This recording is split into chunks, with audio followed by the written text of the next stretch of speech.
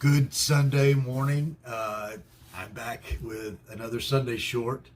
It is March, and March here in Middle Georgia is kind of going out with a little bit of a roar. Yesterday we had some blustery winds blow through here, and I'd rolled out my trash can a couple of days early to the side of the road, and it even blew over the trash can. So nothing spilled out, of course, but still the winds were strong, so I moved it back to the house. So that makes me think about one of my least favorite I guess it is my favorite subject, which are the storms in life.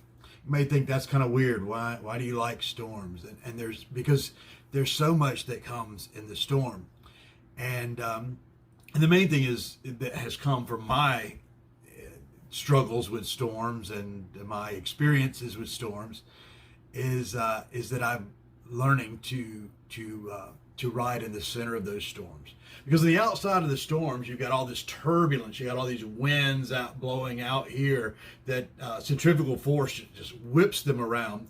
In fact, it reminds me of the kids game, Crack the Whip. I played Crack the Whip when I was a kid.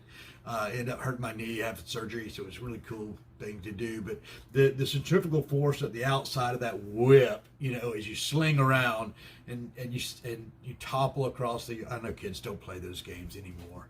But anyway, that whole thing of centrifugal force out on the outside is all about our guilt and our even imaginations about, as soon as the winds begin to blow, like, oh no, what kind of storm is this turning into? And so a lot of that energy on the outside is really our energy. Our energy is whipping around and zipping around, and it gets some momentum. And if we reside out there in that outside energy loop, it causes damage. It causes physical damage, emotional damage, mental damage. It does. It affects us. And so how do we move into that? We begin to just reject the idea of guilt. Guilt.